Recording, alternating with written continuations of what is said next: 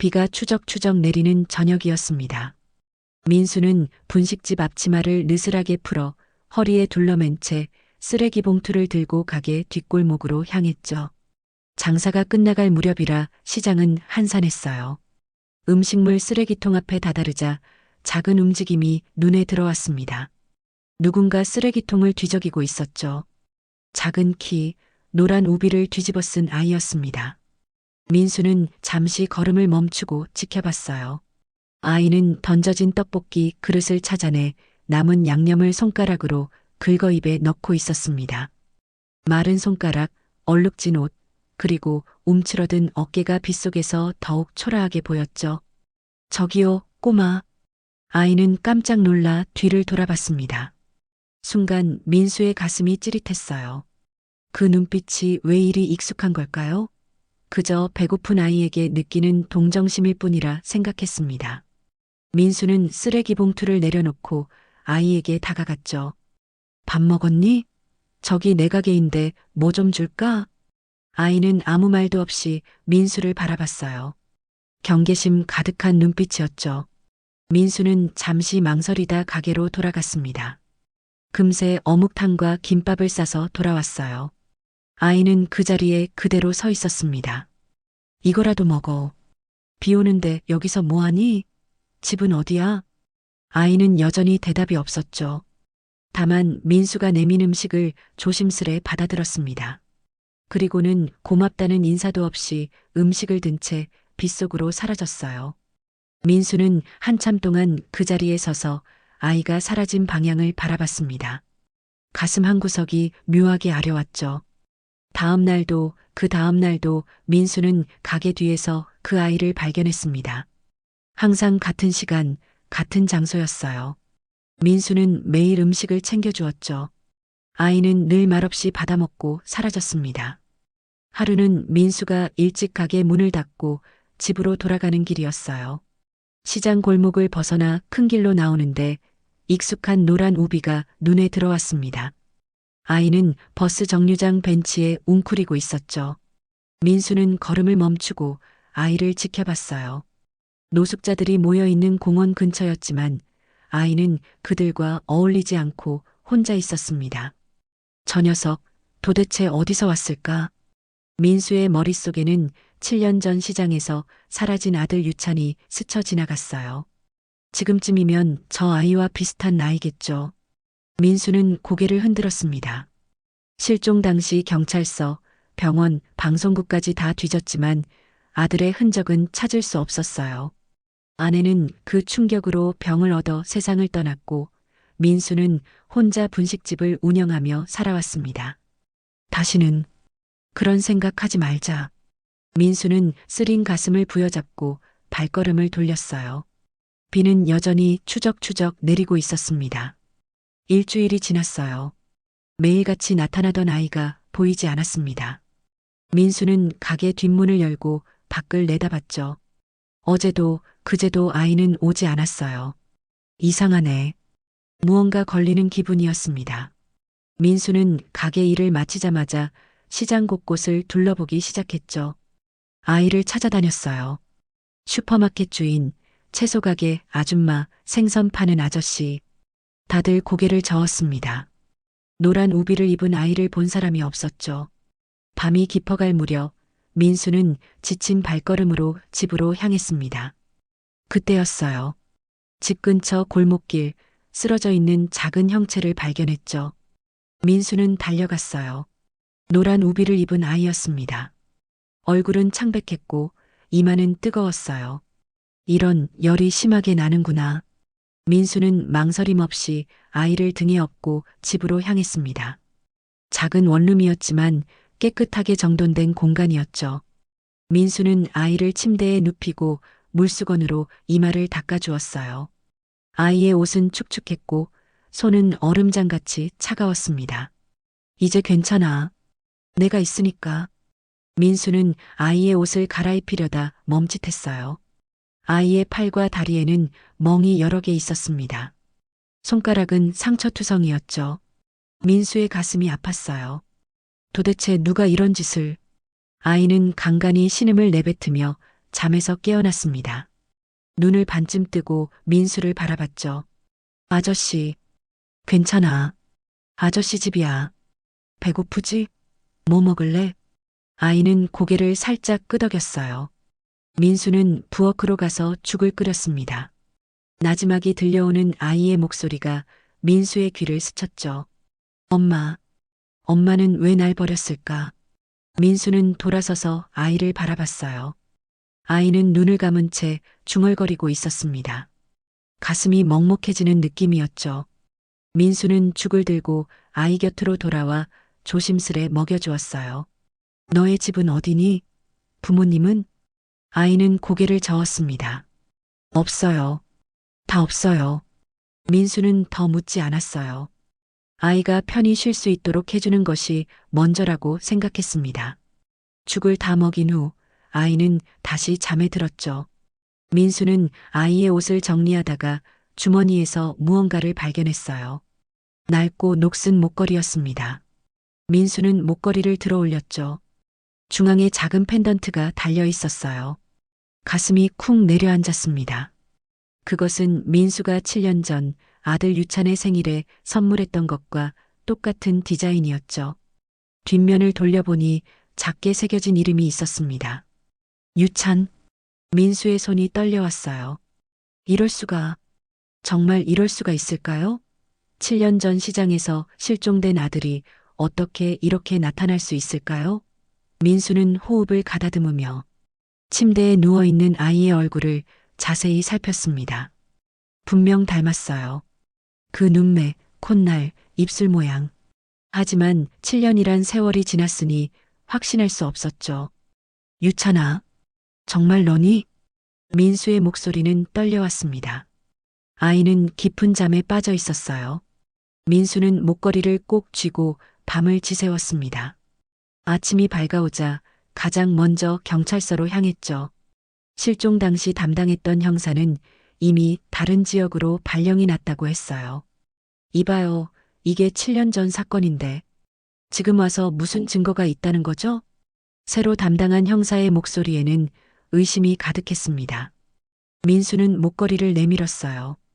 이건 제가 아들에게 선물한 목걸이입니다. 분명히 저희 아들 것이에요. 형사는 한숨을 내쉬며 목걸이를 살펴봤죠. 이런 목걸이는 어디서든 살 수 있지 않습니까? 그리고 유찬이란 이름도 흔하잖아요. 민수의 얼굴이 굳어졌어요. 그래도 포기할 수 없었습니다. DNA 검사를 해주세요. 제발, 그 아이가 정말 제 아들인지 확인하고 싶어요. 형사는 잠시 생각하더니 고개를 끄덕였습니다. 좋습니다. 아이를 데려오세요. 검사 신청을 해드리겠어요. 민수는 집으로 돌아왔죠. 아이는 이제 열이 좀 내린 듯 평온하게 자고 있었어요. 민수는 아이의 머리카락을 쓰다듬었습니다. 일어나면 함께 갈 곳이 있단다. 시간이 흘러 정오가 되자 아이가 깨어났죠. 민수는 따뜻한 국과 밥을 차려주었어요. 아이는 여전히 말이 없었지만 눈빛은 어제보다 맑아진 듯 했습니다.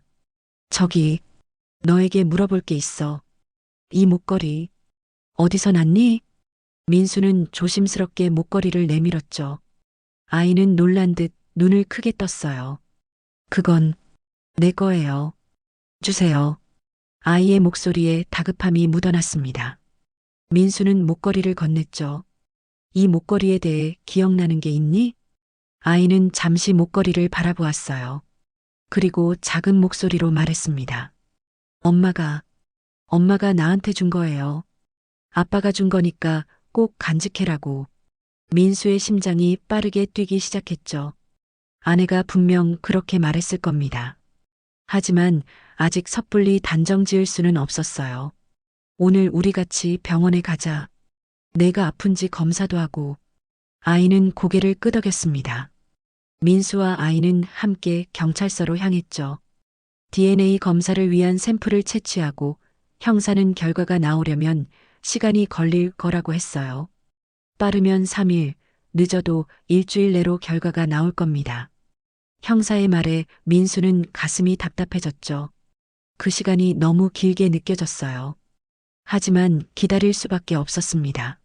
민수와 아이는 집으로 돌아왔죠. 그동안 우리 집에서 지내자. 괜찮지?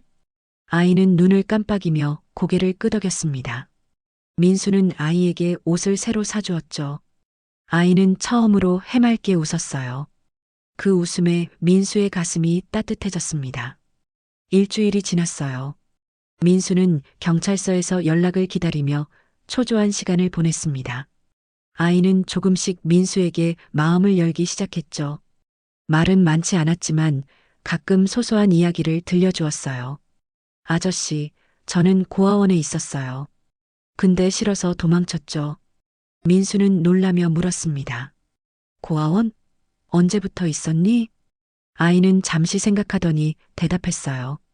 기억이 잘 안 나요. 어렸을 때부터였던 것 같아요. 근데 선생님들이 무서웠습니다. 자꾸 때리고 민수의 가슴이 아팠어요. 아이의 팔과 다리에 있던 멍이 떠올랐죠. 만약 이 아이가 정말 유찬이라면 그동안 얼마나 힘든 시간을 보냈을까요? 열흘째 되는 날 경찰서에서 연락이 왔습니다. 민수 씨, 결과가 나왔어요. 지금 오실 수 있으신가요? 민수는 심장이 터질 것 같았죠. 아이에게 잠시 집에서 기다리라고 부탁하고 경찰서로 향했습니다. 담당 형사는 서류 한 장을 내밀었어요. 민수 씨, 검사 결과. 이 아이는 분명 민수 씨의 아들이 맞습니다. 민수의 다리에 힘이 빠졌죠. 의자에 털썩 주저앉았어요. 눈물이 주르륵 흘러내렸습니다. 정말 제 아들이 맞습니까? 형사는 고개를 끄덕였죠. DNA가 일치합니다. 99.9999% 확률로 친자 관계가 맞아요. 추가 조사가 필요하겠지만 7년 전 실종된 유찬이가 맞는 것 같습니다. 민수는 손으로 얼굴을 감쌌어요. 기쁨과 슬픔, 분노와 안도가 한꺼번에 밀려왔죠. 7년이란 세월. 아들은 어떻게 살아왔을까요? 고아원 기록도 찾아봤습니다. 5년 전 미확인 신원으로 등록된 아이가 있더군요. 나이대도 맞고요. 하지만 3개월 전에 무단 이탈한 것으로 기록되어 있습니다. 형사의 설명에 민수는 고개를 들었어요. 그럼 제 아들이 실종된 후 2년 동안은 어디에 있었던 겁니까? 형사는 어깨를 으쓱했습니다. 그건 아직 확인 중이에요. 아이에게 물어봐도 기억이 없다고 하네요. 어린 시절 외상으로 인한 기억 상실일 수도 있겠죠. 민수는 집으로 돌아가는 길에 걸음이 자꾸 빨라졌어요. 하루빨리 아들에게 진실을 말해주고 싶었습니다. 하지만 어떻게 말해야 할까요? 그냥 넌 내 아들이야라고 하면 아이가 받아들일 수 있을까요? 집에 도착했을 때 아이는 소파에 앉아 텔레비전을 보고 있었어요. 민수가 들어오자 고개를 돌려 바라봤죠. 다녀오셨어요? 민수는 아이 앞에 무릎을 꿇고 앉았습니다. 손을 꼭 잡고 진심을 담아 말했어요. 유찬아, 내가 정말 내 아들이 맞구나. 아이의 눈이 동그래졌죠. 민수는 조심스럽게 계속했어요. 7년 전 내가 5살 때 시장에서 잠깐 한눈을 판 사이에 너를 잃어버렸어. 그때부터 매일매일 널 찾아다녔단다. 경찰서, 병원, 방송국. 안 가본 곳이 없었어. 하지만 찾을 수 없었지. 내 엄마는 그 충격으로 병을 얻어서 민수의 목소리가 떨려왔어요. 아이는 멍하니 듣고 있었습니다. 표정을 읽을 수 없었죠. 내 엄마는 널 찾지 못한 채 하늘나라로 갔단다. 3년 전에 민수의 눈에서 눈물이 흘러내렸어요. 아이는 여전히 말이 없었습니다. 그저 민수를 바라볼 뿐이었죠. 유찬아, 정말 미안해. 아빠가 내 손을 꼭 잡고 있었어야 했는데, 그때 잠시라도 놓지 말았어야 했는데, 아이의 눈에도 눈물이 고였어요. 작은 입술이 떨리기 시작했습니다. 그럼, 아빠, 나 버린 거 아니었어요? 민수는 그 말에 가슴이 찢어지는 듯 했죠. 아이를 끌어안았어요. 아니야, 아니야, 유찬아. 난 너를 찾기 위해 매일 경찰서, 병원, 방송국까지 다녔단다. 죽는 날까지 널 기다리고 있었어. 유찬이가 기어코 흐느끼기 시작했습니다. 작은 어깨가 들썩이며 울음을 터뜨렸죠. 민수도 함께 울었어요. 그렇게 부자는 한참을 서로를 끌어안은 채 울었습니다. 아빠, 아빠. 유찬의 작은 손이 민수의 등을 토닥였어요. 그 순간 민수는 지난 7년간의 모든 고통이 씻겨 내려가는 느낌이었죠. 아들을 다시 찾았습니다. 기적처럼 쓰레기통을 뒤지는 아이로 만난 그 아이가 바로 자신의 아들이었던 것이었어요. 이제부터 우리 다시 시작하자. 아빠가 항상 너를 지켜줄게. 유찬은 고개를 끄덕였습니다. 아직도 눈물이 그치지 않았지만 입꼬리는 살짝 올라가 있었어요. 그날 밤 민수는 유찬에게 따뜻한 목욕을 시켜주고 새 잠옷을 입혔죠. 자신의 침대를 내어주고 소파에서 자겠다고 했지만 유찬이 말했어요. 아빠, 같이 자도 돼요? 무서워요. 민수는 미소를 지으며 고개를 끄덕였습니다. 좁은 침대에 나란히 누웠죠. 유찬은 민수의 팔에 안겨 금세 잠이 들었어요. 민수는 오랜만에 평온한 마음으로 눈을 감았습니다. 다음 날 민수는 경찰서에 가서 유찬의 신원을 공식적으로 확인하는 절차를 밟았어요. 고아원에도 연락했죠. 처음에는 고아원 측에서 난색을 표했지만 DNA 검사 결과와 경찰의 확인으로 문제가 해결되었습니다. 아빠, 오늘은 가게 안 가세요? 유찬이 물었어요. 민수는 웃으며 대답했죠. 오늘은 쉬는 날이야. 우리 둘만의 시간을 가지자. 민수와 유찬은 함께 놀이공원에 갔습니다. 7년 동안 하지 못했던 놀이를 실컷 했어요. 유찬이 특히 좋아한 것은 회전목마였죠. 빙글빙글 돌면서 환하게 웃는 유찬의 모습에 민수의 마음도 함께 돌아갔습니다. 아빠, 저 솜사탕 사주세요. 유찬의 목소리는 점점 밝아졌어요. 민수는 무엇이든 다 사주고 싶었죠. 솜사탕, 풍선, 인형. 유찬이 원하는 것은 모두 다. 하지만 민수는 곧 현실을 직시해야 했습니다. 유찬은 학교에 다니지 않고 있었어요. 글도 잘 읽지 못했죠. 7년이란 세월 동안 제대로 된 교육을 받지 못한 것이 분명했습니다. 유찬아, 학교에 다시 다니고 싶니? 저녁 식사를 하며 민수가 물었어요. 유찬은 잠시 고민하더니 대답했죠. 무서워요. 친구들이 놀릴 것 같아요. 민수는 유찬의 손을 잡았습니다. 괜찮아. 천천히 시작하면 돼. 아빠가 옆에서 도와줄게. 유찬은 조심스레 고개를 끄덕였어요. 민수는 다음 날 바로 학교에 연락했습니다. 특수한 상황을 설명하고 유찬이 적응할 수 있도록 도움을 요청했죠. 학교에서는 상담교사와의 면담 후 특별지도 프로그램을 제안했습니다. 한 달이 지났어요. 유찬이는 학교에 다니기 시작했습니다. 처음에는 적응하기 힘들어했지만 점차 익숙해져 갔죠. 민수는 가게 일을 마치면 바로 집으로 돌아와 유찬의 공부를 도왔어요.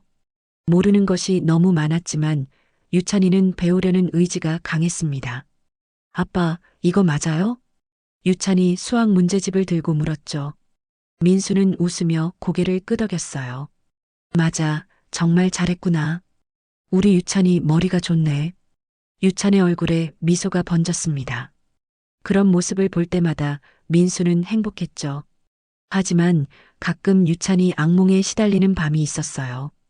그럴 때면 온몸을 떨며 깨어나 민수를 찾았습니다. 아빠, 아빠. 민수는 유찬을 안아주며 토닥여 주었죠. 괜찮아. 아빠가 여기 있단다. 이제 아무도 널 해치지 못해. 그럴 때면 유찬은 다시 잠이 들었습니다. 민수는 옆에서 지켜봤죠. 유찬이 겪은 일들이 궁금했지만 억지로 물어보고 싶지는 않았어요.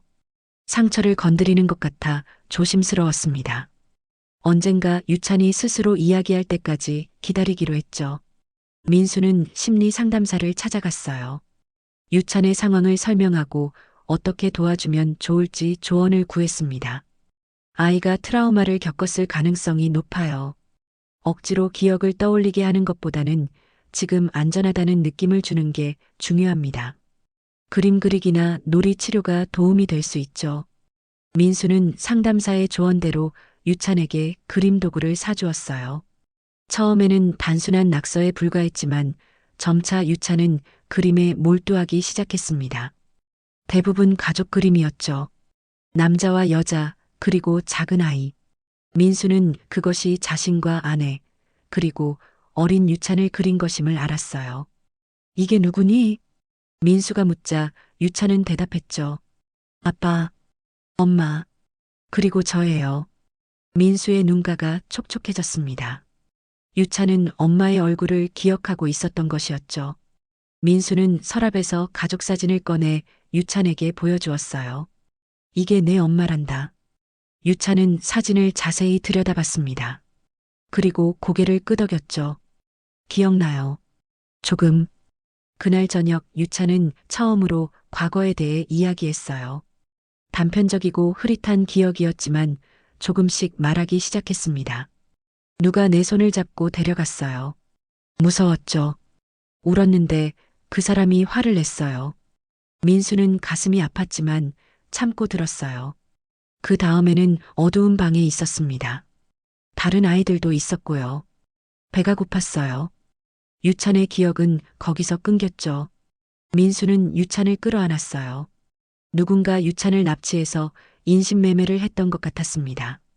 경찰에 이 사실을 알려야겠다고 생각했죠. 다음 날 민수는 경찰서를 찾았어요. 유찬의 이야기를 전했습니다. 형사는 심각한 표정으로 들었죠. 아동 인신매매 조직과 연관이 있을 수 있어요. 수사를 시작하겠습니다만 7년이나 지났고 아이의 기억도 명확하지 않아서 쉽지는 않을 것 같네요. 민수는 고개를 끄덕였어요. 범인을 찾는 것보다 중요한 것은 유찬이 이제 안전하다는 사실이었죠. 과거는 과거일 뿐 앞으로의 시간이 더 중요했습니다. 유찬아, 오늘은 우리 바다에 가볼까? 유찬의 눈이 반짝였어요. 바다요? 진짜요? 민수는 웃으며 고개를 끄덕였죠. 가게 문을 닫고 함께 기차를 타고 바다로 향했습니다. 유찬은 창밖의 풍경을 신기한 듯 바라봤죠. 처음 보는 것들이 많은 듯 했어요. 바다에 도착하자 유찬은 환호성을 질렀습니다. 파도 소리, 갈매기 울음소리, 모래의 감촉. 모든 것이 새롭고 신기했죠. 민수는 유찬이 행복해하는 모습을 보며 가슴이 따뜻해졌어요. 시간이 흘러 가을이 왔습니다. 유찬이가 민수의 집에 돌아온 지 3개월이 지났죠. 학교 생활에도 점차 적응해 가고 있었어요. 특별지도 선생님의 도움으로 기초학습을 빠르게 따라잡았습니다. 민수는 유찬의 담임 선생님과 정기적으로 상담을 하며 발전 상황을 확인했죠. 유찬이가 놀라울 정도로 빠르게 적응하고 있습니다. 처음에는 또래 친구들과 어울리지 못했는데 요즘은 조금씩 친구들이 생기고 있어요. 담임 선생님의 말에 민수는 안도했어요. 집에서도 유찬은 점점 밝아졌죠. 웃음소리가 늘어갔고 가끔은 장난도 쳤습니다. 학교에서 있었던 일, 친구들과의 이야기를 들려주기도 했어요. 아빠, 오늘 미술 시간에 선생님이 제 그림을 칭찬해 주셨어요. 유찬은 자랑스럽게 그림을 보여주었죠. 아름다운 무지개가 그려진 그림이었습니다. 민수는 감탄했어요. 와, 정말 멋지구나. 우리 유찬이 미술에 소질이 있네. 민수는 그림을 냉장고에 붙였죠. 유찬의 얼굴에 미소가 번졌습니다. 민수는 유찬을 위해 방을 새로 꾸며주었어요. 침대, 책상, 책장. 유찬이 좋아하는 그림 도구도 모두 갖추었죠. 이제 여기가 내 방이야. 어때, 마음에 들어? 유찬은 신난 듯 방 안을 뛰어다녔습니다. 좋아요. 정말 좋아요. 그날 저녁 민수와 유찬은 함께 저녁을 준비했어요. 유찬은 채소를 씻고 민수는 고기를 구웠죠. 라디오에서 나오는 음악에 맞춰 가볍게 몸을 흔들기도 했습니다. 마치 오래전부터 함께 해온 가족처럼 자연스러웠어요. 식사를 마친 후 민수는 유찬에게 물었죠. 유찬아, 이제 여기가 내 집이 된 것 같니? 유찬은 잠시 생각하더니 고개를 끄덕였어요. 네, 여기가 제 집이에요. 아빠랑 사는 곳이니까요. 민수는 가슴이 따뜻해지는 것을 느꼈습니다.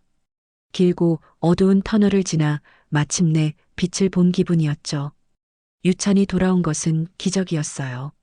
이제는 그 기적을 소중히 지켜나가야 했습니다. 그러던 어느 날 유찬이 학교에서 돌아와 민수에게 종이 한 장을 건넸어요. 아빠, 이거 학교에서 주신 거예요. 가정통신문이었죠. 가족 역사 프로젝트에 대한 내용이었습니다.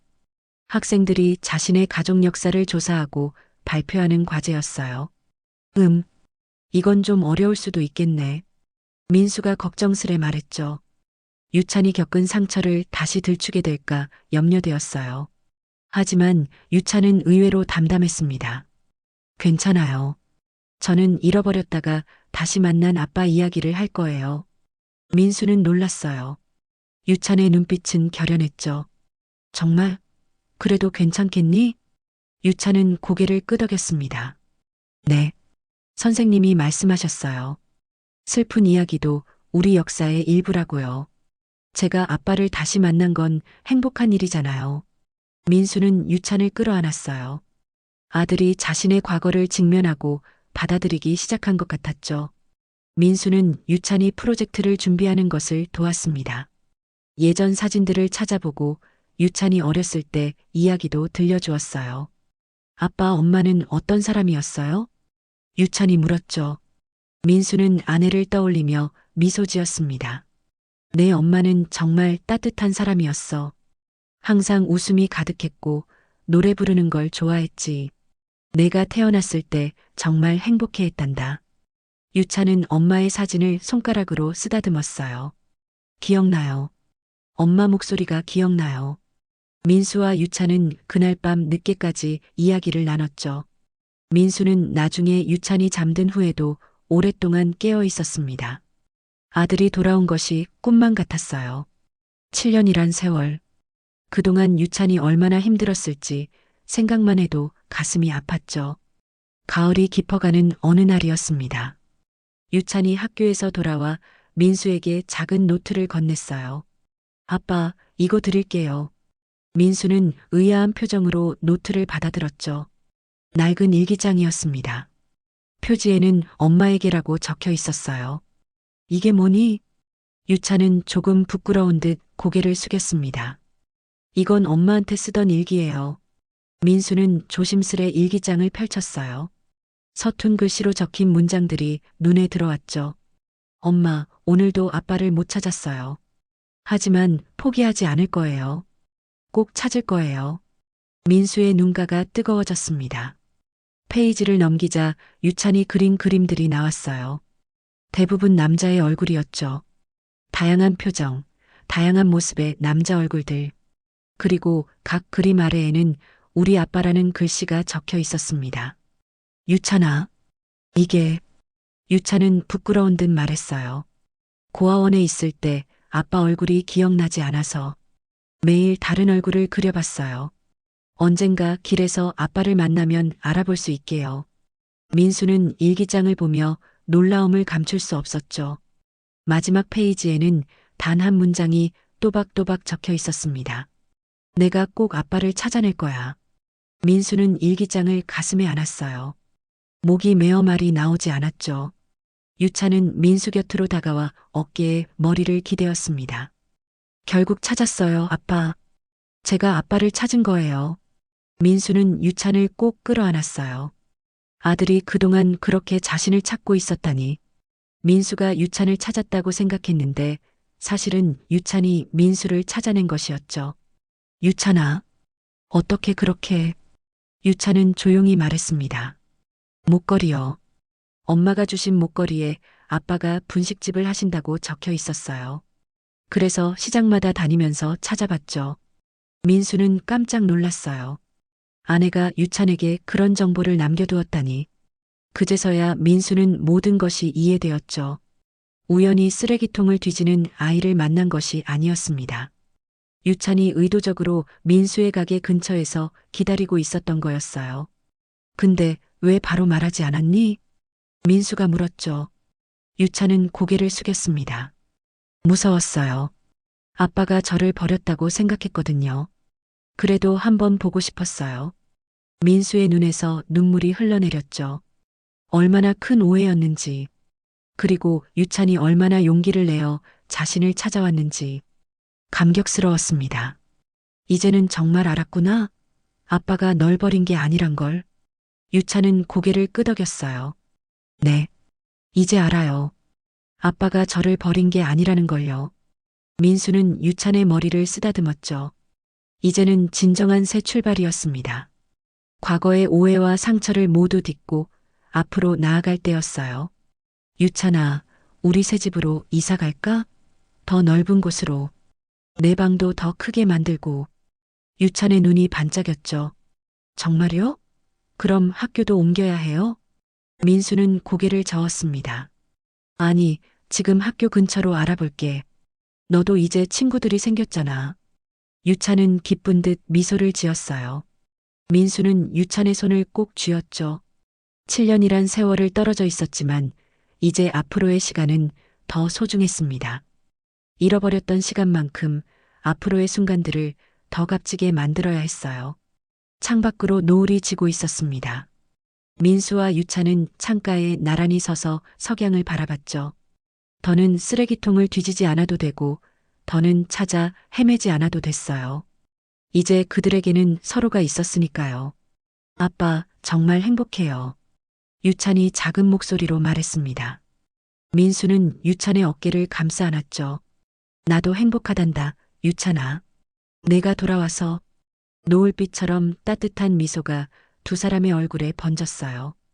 길고 어두웠던 터널을 지나 마침내 그들은 빛 속으로 걸어 나왔습니다.